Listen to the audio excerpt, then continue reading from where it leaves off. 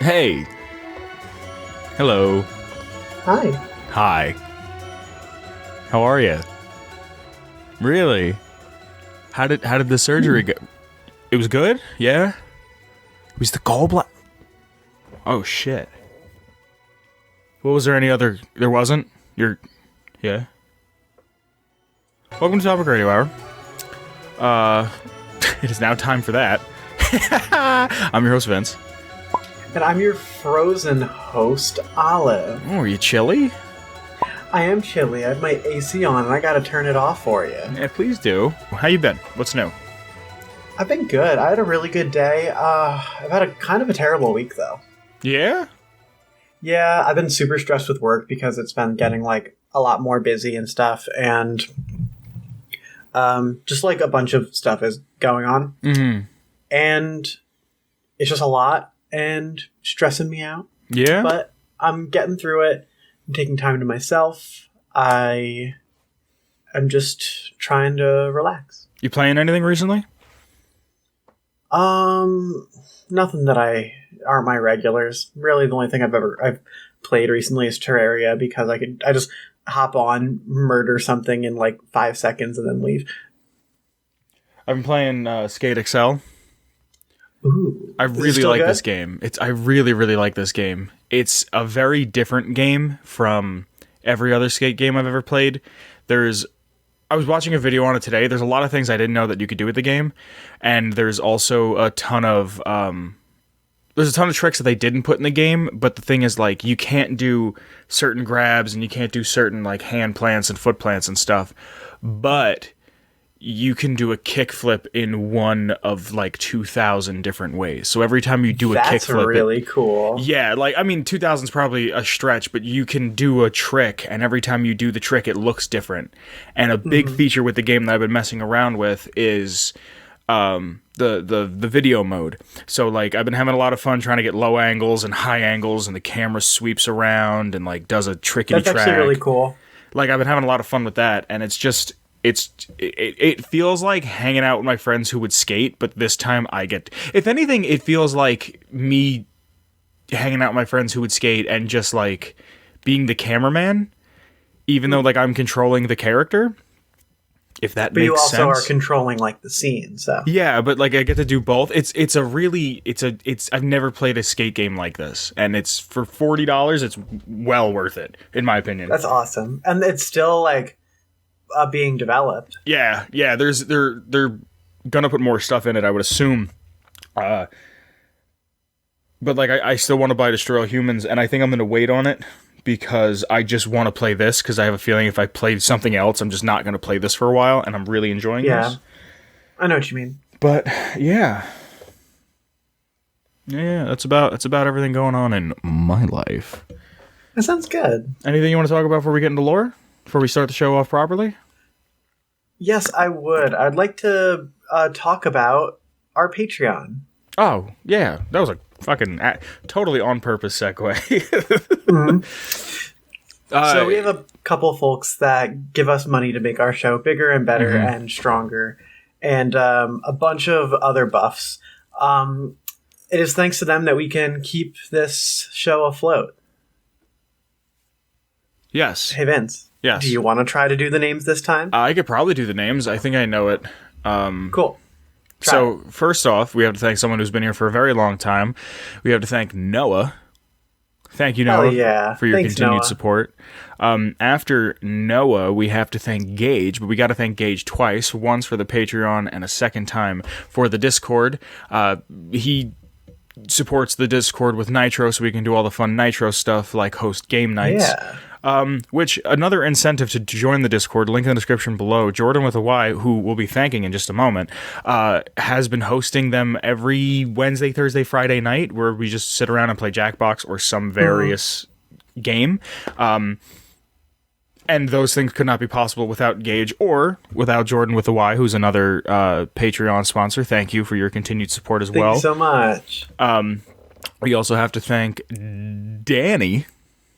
Thank you. And thanks, Danny. We have to thank Marcus for all of their continued support. Again, it is not a mandatory part of the show. It just helps the show get a little bit bigger, a little bit better, a little bit stronger with your added support. Keeps the lights on. Yep. Quite literally.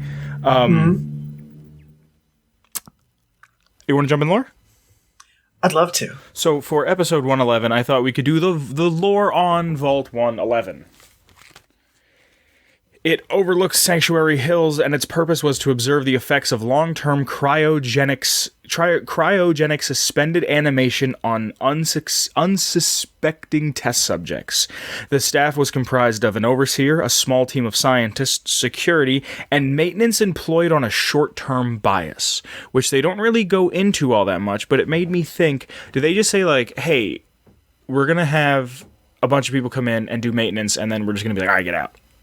Like, everybody got to clean their shit. If it's, like, on, like, a short-term basis, like, it's probably only, like, hey, make sure you upkeep this for, like, a year. And then, I don't know what they do. Do they kick them out of the vault? Well, how long is 180 days? 180 days is, like, a third of a year. No, it's not. Do you have a Google machine in front of you?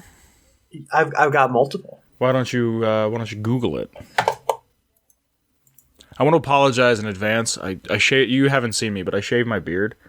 So I have a little beard, but I left my mustache real long because I want to look like a cowboy. So if I'm playing with that in the video, it's just because I want to look like a cowboy. How long is 180 days? In what? How long is 180 days? It's like half a year. Did you look it up, or are you making guesses? It's 2.027 of a year. So it's half a year. 2.02. How? That's not 2.02 is not half, my friend. 2.02 is closer to a quarter than it is to a half. What are you talking about? 2.02. Yeah. Yes. How is that half? Because you take 365 and you divide it by 180. Wait, why did you... Hold on a second. It's just shy of 6 months. Yes, which is half a year. 5.9, yeah. Where were you getting 2 from? I was doing proportions because I don't know how to do anything. Well, all right, so we're going to get into 180 days later, but... the test subjects were from Sanctuary Hills, Concord, and small neighborhoods nearby. This is taped. Vault dwellers were placed in stasis pods, being told it was to decontaminate. 111 was to stay sealed for a minimum of 180 days, or just under 6 months, until Vault Tech was to send out the all-clear signal. And then use the overseer's discretion, which I believe when we talked about Vault City, that was a thing that is canon, and we'll be talking about later on about what is and is not canon. And I just think it's weird to keep the 180-day all-clear signal, but change a bunch of other things. Because if they were waiting... I mean, who knows? Like, it seems like something so non-important. It seems like something so minuscule that you could have changed. The signal never came and supplies started to dwindle. Security wanted to open up the vault door, but the overseer was concerned about radiation levels and refused to open the vault door. Vault security and staff put together a mutiny in an attempt to open said door, and the Vaultseer then put the vault on lockdown and demanded that any dwellers hand over any food, supplies, and medicine. It's unknown if the mutiny worked at all, because most of the logs, if not all of the logs, stop from there. By 2227, the Institute discovers that Vault 111 could contain the DNA of a child untouched by pre-war radiation. Now, I don't know about you, if you know this, but does radiation directly affect your DNA? Because I thought it microwaves the fuck out of it. Okay, it does, because I wasn't sure, because I remember hearing that, like, radiation doesn't just kill you, it kills your generations, but I thought maybe that was, like, it kills your sperm and or eggs. I wasn't sure. It literally warps your DNA, which really? In turn... when you produce child is getting produced on that warped DNA. Okay, I wasn't sure about the exact scientific behind it.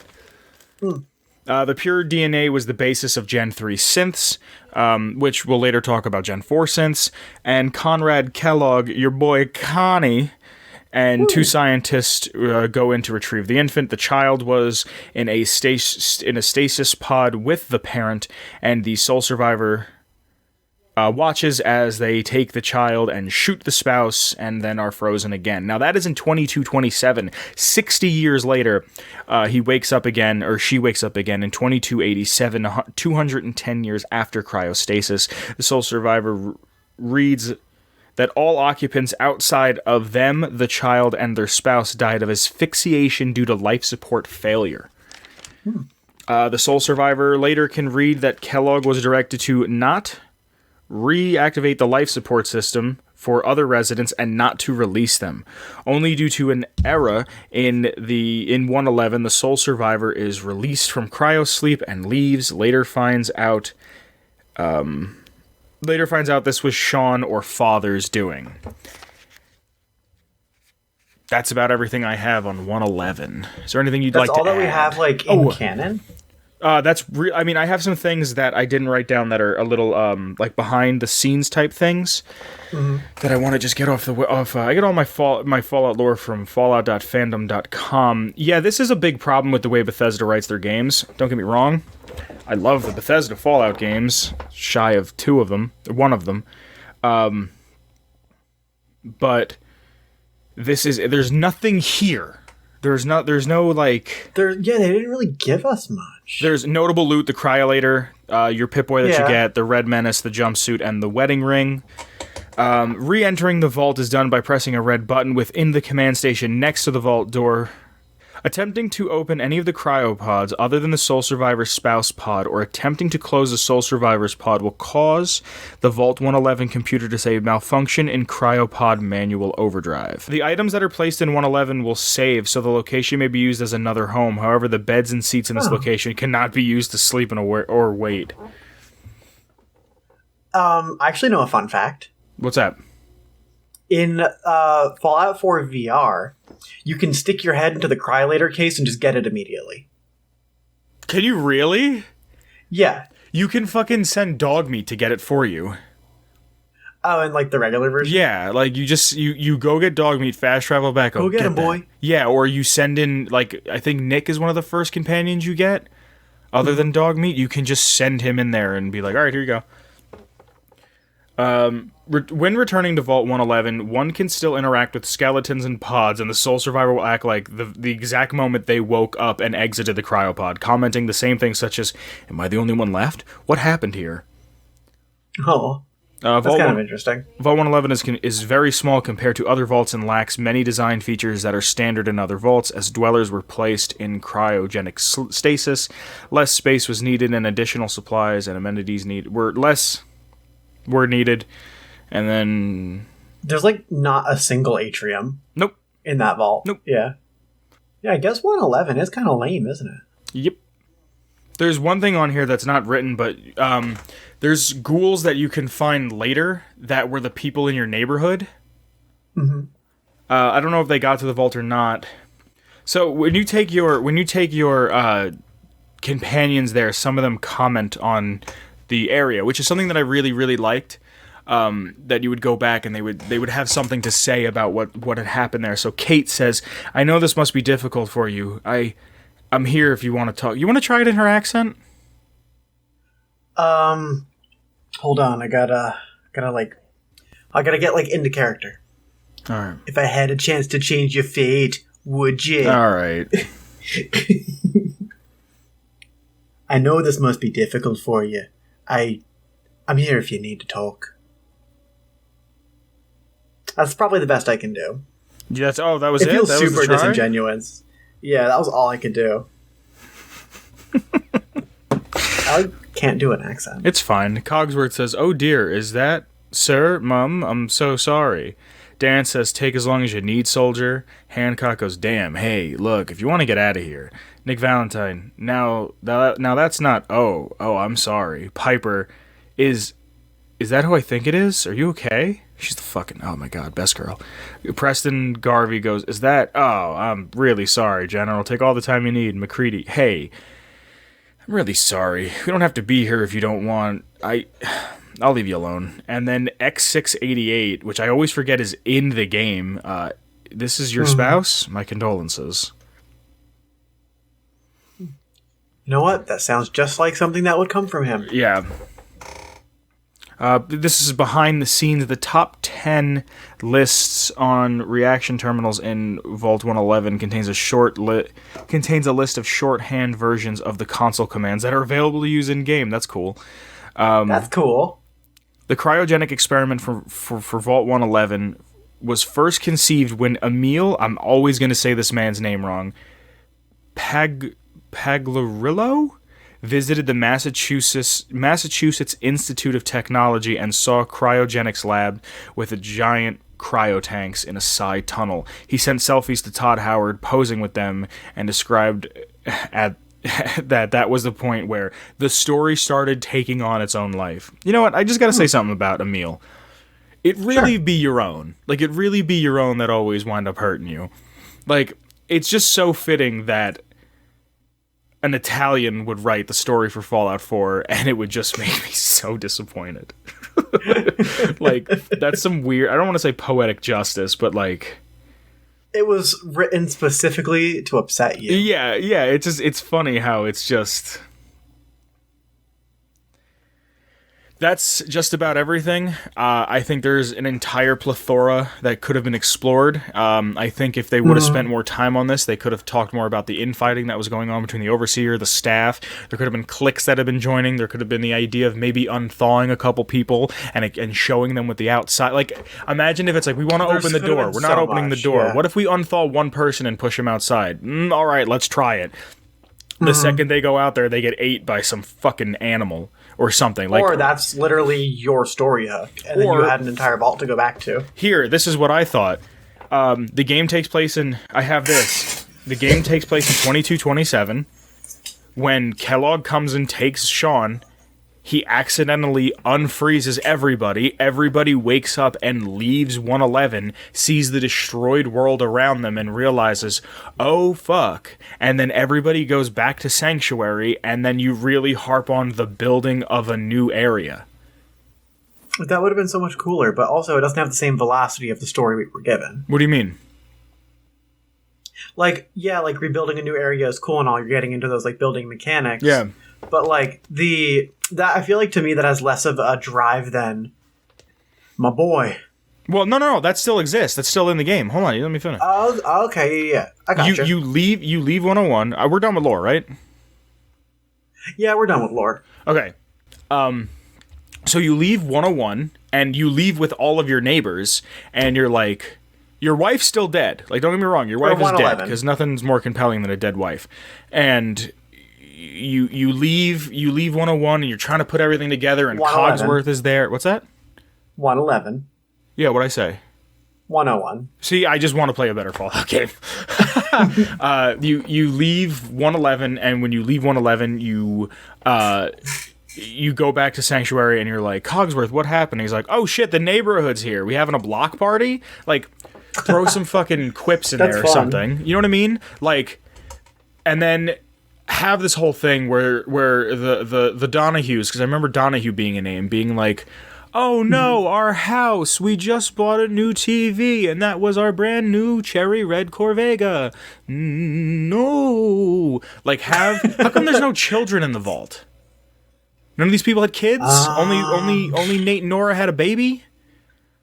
I think that the only people that were allowed in the vault were adults for that one, at least. But then why do they have a baby? Yeah, the baby was allowed. You know what I mean? Yeah, I know what you mean. And then, well, he had, like, executive privilege because of his job. I guess. That doesn't make it right.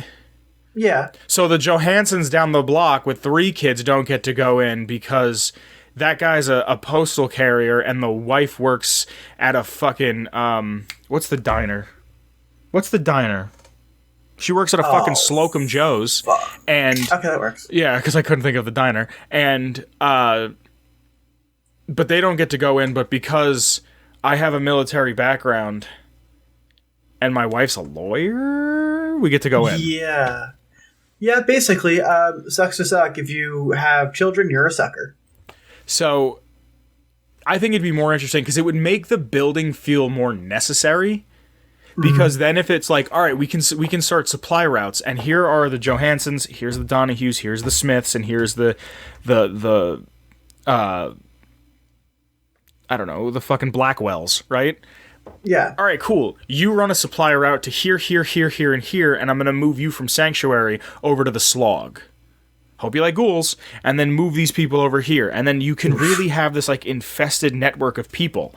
Still have the I need to find my boy. Kellogg still exists. You watch this man, and even have it where, like you wake up out of the cryo sleep and you follow him and you stumble and meander through 111 till you see him leave the vault and there's nothing you can do, and you watch him like rise out of the vault.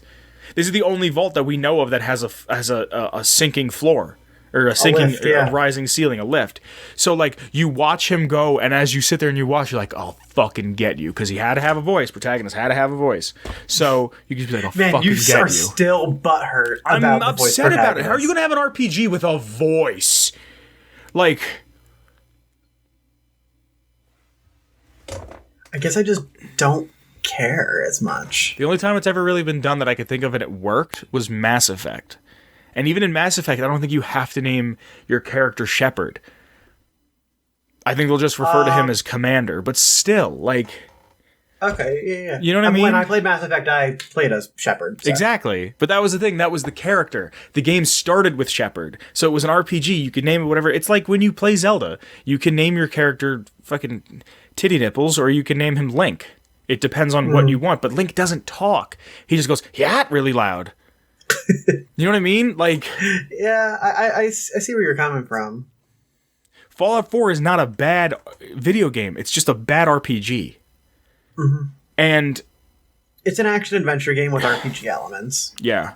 When you boil it down. But, you still go to the Institute. The Brotherhood's not here because they don't need to be here. They wouldn't be on the East Coast. They don't need to be here. They don't need to be here. I don't care what the fuck is going on in Appalachia. Doesn't matter. Shit doesn't happen as far as I'm concerned. And the Brotherhood doesn't show up, but there would still be power armor. You could still find power armor. And it would be way more interesting to see... I should have looked it up, but I didn't think to. Could you please Google this for me, my friend? Could you look up what year the what are they called? The Cranky Boys, Preston Garvey's men, the Minutemen. Can you look up when the Minutemen started? You got what I meant by Cranky Boys, right? No. They had the muskets that they crank. I just thought that they were honorary. No, this is those cranky boys. I think it'd be more interesting to see where the Minutemen where they were at that time. Were they first developing? Had they just kind of gotten their feet planted? Were they kind of established? Were they trying to do X, Y, and Z? What's going on with Diamond City 60 years before you get there? I know that there was a huge fight between super mutants. There's way more things to explore during this time. And I get that that's kind of the point of the Fallout games, is to see what had happened before, like, see how your involvement takes place with the shit that happened prior. But I think that you can have a lot of fun and interesting things happen prior to 2227. And then... The earliest documentation of the Commonwealth Minutemen is the year 2180, where they successfully defended Diamond City from a super mutant attack. Okay, cool. So this is 80, 90, 0, but they've been around 10. since, presumably before that. And they've been around were for 50 inspired years. by the Minutemen of 1776. So at this point, they've been around for about 50 years. So let's know what's going on. Like, I want to see them, like, maybe you could play out their quest line where it's, hey, like, this is really neat and interesting, and I like where this is going, and you can kind of build them up as this, like, really, really small scale, almost Shady Sands level of like the NCR. Civilization, yeah. Yeah, so you can build them up that they have. And then you can use Quincy Thank as you. a Thank you. goddamn settlement. You knew where I What was the going. fuck? Yeah, so you can have Quincy as a full thing. That's what I'm still butthurt about. That Yeah. Quincy wasn't a settlement. Yep, and it's super fucking cool with the highway and It's shit. super fucking cool. Think about how cool that would be that you could have Quincy, and if you chose to take that route, you can be like, hey, you can do this and that and that and this, and you can have the supply routes that way, and you can have watchouts over here and things over that way. Like, don't get me wrong, the Institute and the Railroad are still a part of this. Zimmer is an old man, and this is 2227, which 30, 40, 50, 60, 70.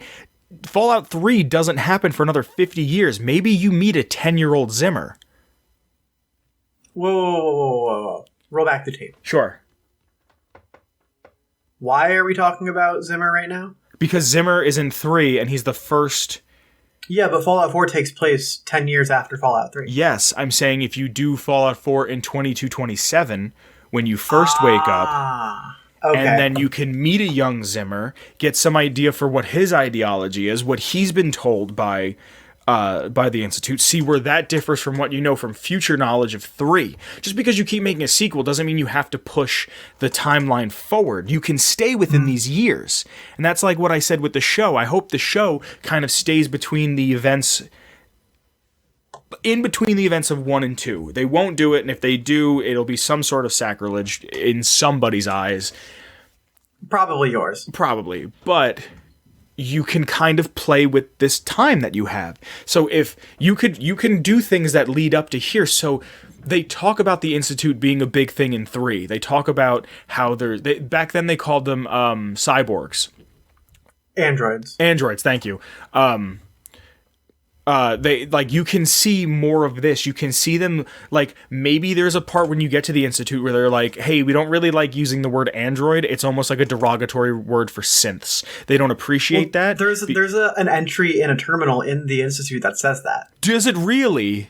Yeah, it's there's a mention of Zimmer in the Institute on a terminal, and he's like, and one of them is like, Zimmer used to always call them androids, but like we don't like that term. Holy shit, I didn't know that.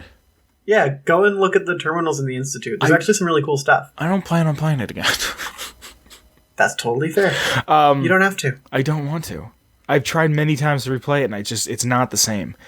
The only time I play Fallout 4 is when I play it in VR because it's cool as fuck. Oh, hell yeah. Dude, you remember the first time I played Fallout in VR at your house? Mm-hmm. I spent an hour and a half in the living room. Yeah, you were just like, whoa. I was like, oh, this is what it's like to live in this universe that I know so much about and that I spend so much time thinking about. Like, I think when I got to so much better in VR because is you're it just really? Like, bam, bam, bam, bam, bam. I gotta play it again the next time I see you. Next time you come up. Yeah, but still have the Institute. Still have it where maybe you just see Sean in a chamber. And you can leave it ambiguous. And they have Sean, and they're taking his DNA, and maybe it takes a year or two. So maybe Sean's like a little baby, like not like a little baby. Sorry, a little bigger baby, a little bigger like little baby. Yeah, like a 2-year-old, a 3-year-old. So he's like, yeah, a toddler. He's making the fucking. Yeah. Yes. Exactly. Yeah, I was trying to do my best impression of Todd Howard's son, who does the baby voice for 3. But, like. There was such a more interesting avenue to follow, to go down and try to figure out what could have made a more compelling story. I think the thing that kind of fucks me up about Fallout 4 is, well, Fallout 3 was all about being lonely, and Fallout 4 is not really about being lonely, but they really give you this really lonely startup. Yeah. And I'm just like, I feel like we could have had a more productive startup. Like, even in, like, New Vegas, for example, like, you start off in, like, a town that is, for the most part, like, doing just fine, and then, not Novak, Prim is right around the corner. Mm-hmm. Like, you start up, and there's, like, people to interact with. With Fallout 3, you finish the go, they kick you out of the vault, and there's nothing. And, like, that's fine. That's what the game's about. That's but where... Fallout 4, I feel like the start just doesn't fit. And I'm happy you kind of brought that up, because I think... if Fallout 4 is lacking anything, it's thematics. And it has a theme, but it forgets that it has it. It's kind of like, do you ever watch somebody try to do improv and they don't know what they're doing? Yeah. And it's like they lose the narrative. They lose their own story. They lose it, and they kind of like go somewhere else. And everybody who's kind of more with it is like, all right, let's bring it back here. Where am I? Yeah, yeah. You almost get like narrative whiplash. Kind of, because Fallout 3 is very much like, okay, hey, this is your life. You're surrounded by these people. It's cramped. It's dark.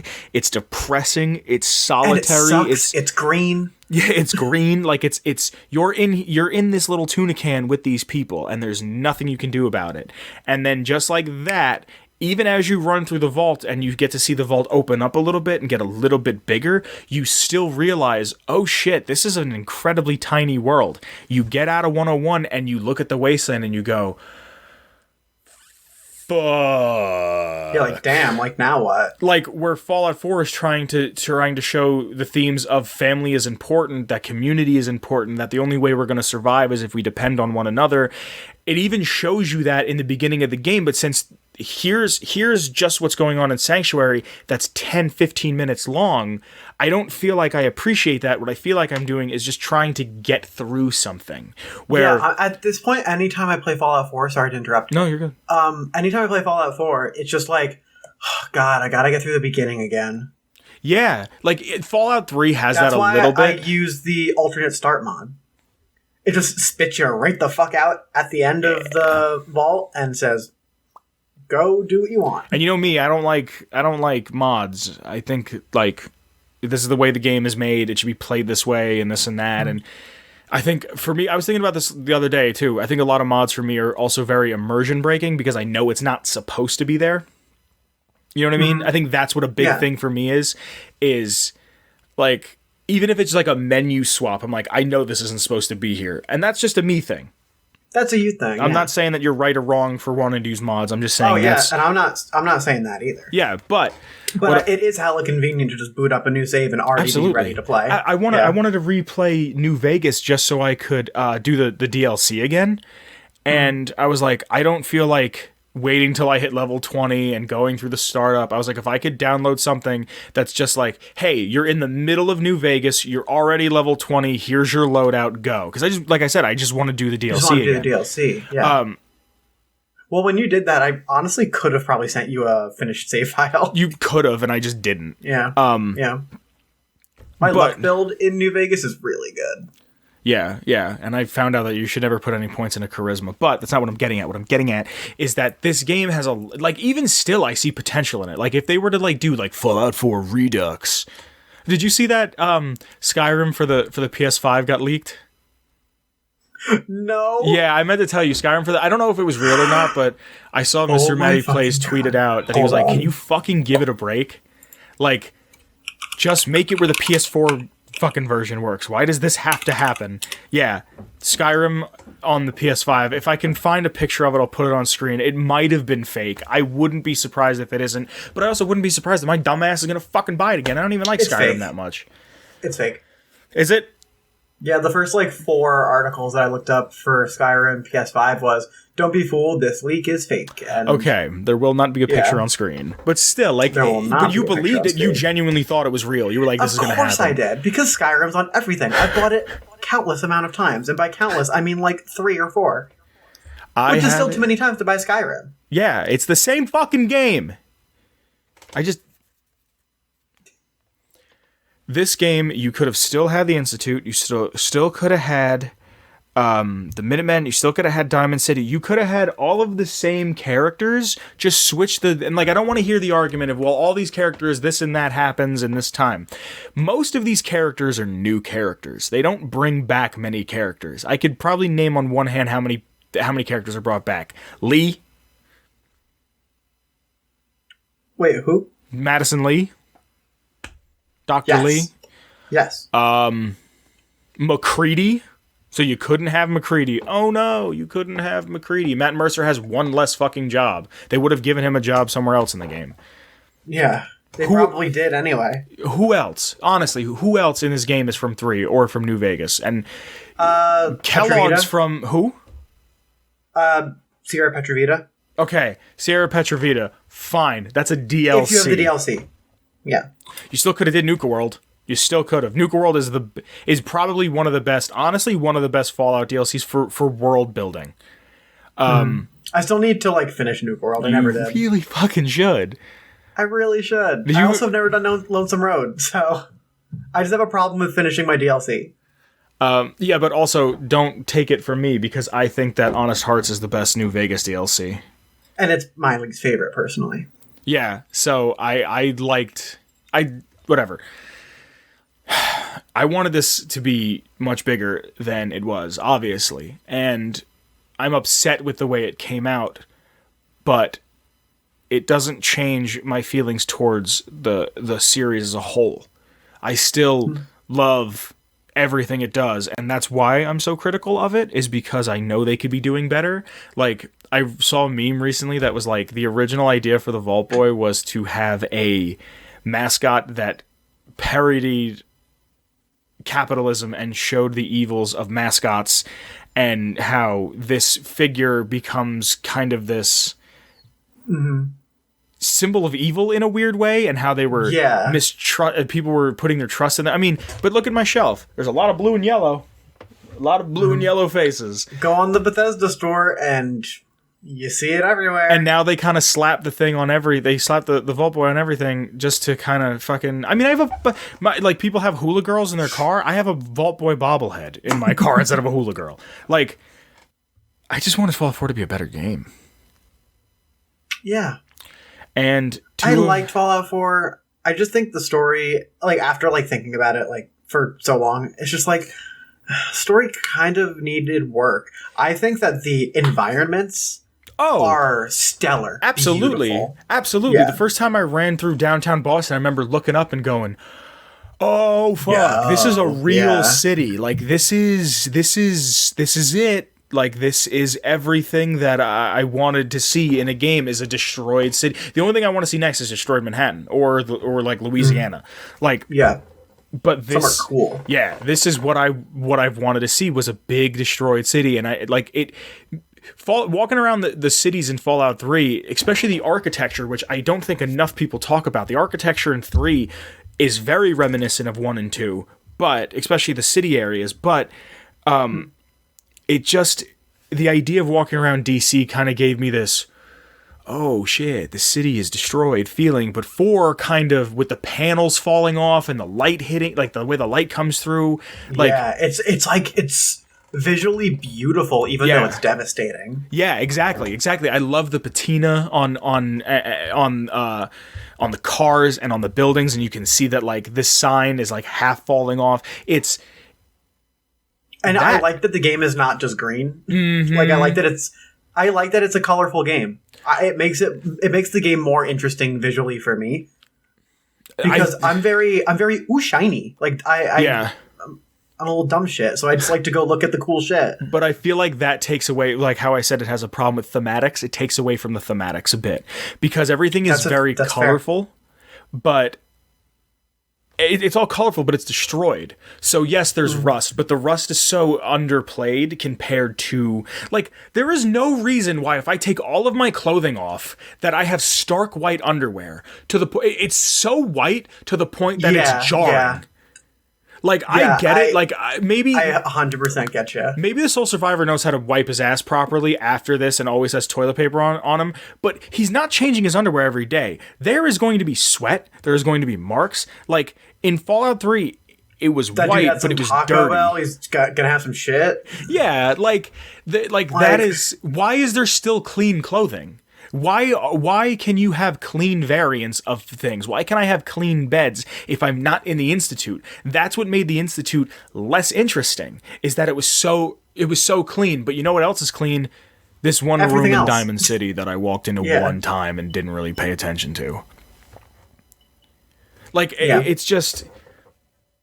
When you go to Tranquility Lane, the reason why it's so jarring is outside look like if you went to a landfill, dropped a nuke on it, and then let it sit for 200 years. Everything looked like that outside. Even the vaults look dilapidated because they're 200 years of... Yeah, they're breaking down. Like... The vaults are living machines. And then you go to Tranquility Lane, and when you get there, everything is shiny and new. It's perfect. I mean, it's perfect. Do you see what I'm saying? Like, it takes away thematically... Because I just think I think they needed to sit down with the game for like another 2 years and work on it, honestly. I think we should have got the game in like 2017. 2016, 2017. Because it needed more work. I feel like at that point in our lives, if it would have taken 2 more years for Fallout 4, you would be in a ditch somewhere. No, I don't think I would. If it was a better game. Fair, yeah. If it was a better game. And like I said, it's not a bad game. Like, honestly, if I were to rate the game, I'd give it probably about an 8.5. On game standards alone. As a Fallout game, probably about a 5.8.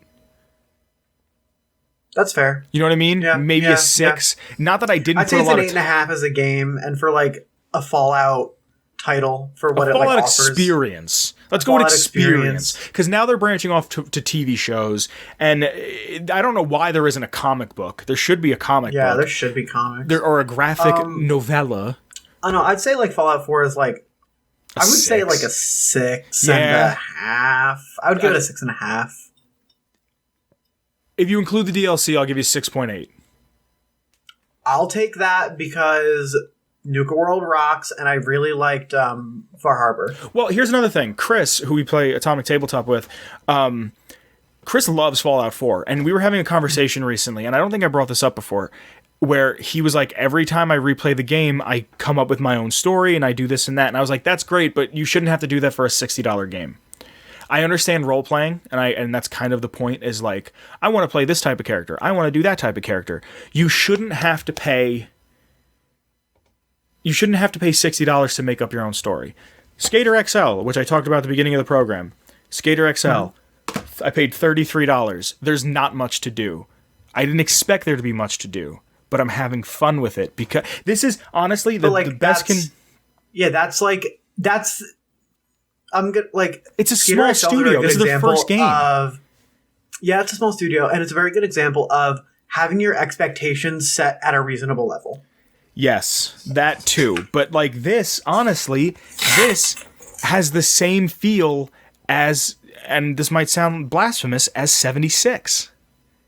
Because... Do you think so? Yeah, because it's this open world. It's not as big as of an open world. And there's no story mode. There's challenges, but you don't have to do them. You're not going to get better if you do them. It's just a way to learn certain lines and certain tricks, and you can do this trick with that trick, and this flows into that trick, and this does this, and then you can start putting these all together, and you can do all this and that, and you don't have to do any of it. You can just go, I want to start here, and I'm going to go over here, and then I'm going to film it. And the game's glitchy, like point blank fucking period. It's a $40 game. It was in beta for a year and a half. They tried to fix it as much as they could. And that's a really short schedule. And like they didn't. It might have been longer, but this got announced to be having some sort of backing from PlayStation out of nowhere. We talked about it. It was like 20, 30 episodes ago. Yeah. So 6 months ago, it was like, and it's on PlayStation. So then they had to develop for that. Like, this gives me the same feeling as 76, but doesn't make me feel as desolate, if that makes sense. It's all of it's the way you feel about 76, but in a good way. Yeah, yes, exactly. Instead of a bad way. You could have just this really. What did you say to me on the phone? We were talking about recording tonight. You said Fallout 4 is just something disappointment. Oh, I don't remember.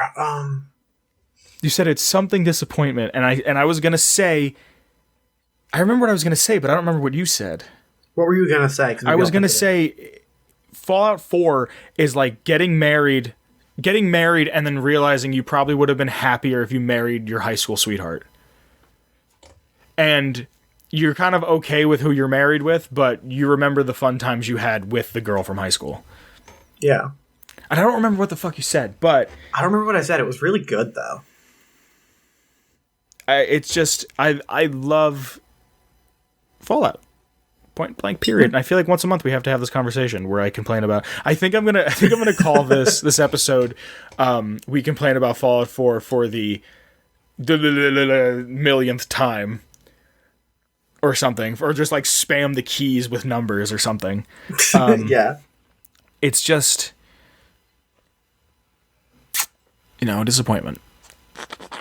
Nougat World's great. Nougat World's fucking super interesting. What's that? It's a beautiful disappointment. Yeah, beautiful disappointment. A beautiful disappointment. It's like, yeah, it's a beautiful disappointment. Game looks great. There's certain things about it that are great and that I want to see more of. Mm-hmm. And I got my hours worth. I put 200-300 hours into it, and I'm just like, I don't have to go back. It sucks, because I still want to play Fallout 3, and I'm just waiting for a reason to play it. Like, dude, I'm going to be completely honest with you. I might be buying an Xbox. For real? Yeah. Sony came out and said that the PS4 controllers will work on the PS5, but not with PS5 games. I don't know why. From what I've seen, I haven't heard that there's any sort of different technology inside of the controller. I would say that there most definitely is, but at this point, I wouldn't even know what. It's still called the DualShock 5. It still has a touchpad. DualSense. Or maybe the DualSense. I think you're correct. Yeah. But like, it still has a touchpad. What can be different? Maybe the gyroscope inside is a little more accurate. Yeah, like who knows? That seems like that's like one of those like shit manufacturers say. Yeah. It's like, and then it was like I saw a Twitter post. It was like PS5. You can use your PS4, but not with PS4 controllers, but not with PS5 games. Xbox. Yeah, just give us $15 a month. You can pay AAA games for as long as you want, and that's on Xbox and PC, and use whatever fucking controller hooks up to the system. Like, yeah. So, I don't know. At this point, it depends on what the exclusives are looking like.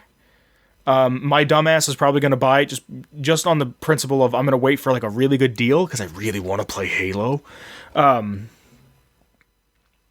Yeah. So, that's me right now. Do you know who else really wants to play Halo? Who would that be? Shane Ivers. If you want to get our intro music, you can get that. It's called Feather Duster. You can get it at www.silvermansounds.com/free music/Feather Duster. Vince, are we social? Yes. Well, at least you are. I feel like I use that joke all the time. Yeah, you can follow our socials. The link below to my Twitter, Alice Twitter, the show's Twitter. And like we were talking about a little bit before, join the Discord. There's always something going on in the Discord. Give it a check. Give it a look. Just go. Yeah. If you want to see the show get a little bit bigger, a little bit better, a little bit harder, faster, stronger, you can throw us a couple dollars on Redbubble, where you can buy a sticker, a t-shirt, a hoodie, a block, a clock, a mask, a duffel bag, a mug, a notebook, a clock, a shower curtain, a duvet. I don't think we have all of those things open, but you can buy that type of shit on Redbubble. And if you really, really like the show and you want to see us get bigger, better, in more ways than one, you can throw us a couple bucks on our Patreon. There's some tiers there. You can check them out. There's some stuff that we post there every once and again. But other than that, that's about it. Episode 111 in the books. Yeah, it's in the books, dude. Do you have anything you want to say before we go? Nope, let's close this book. All right, bye. See you later, bye. Say goodbye, Olive. Bye, Olive. There we go. I don't care how many times I use that joke. Atomic Radio Hour Podcast. A Ghoulman Entertainment production.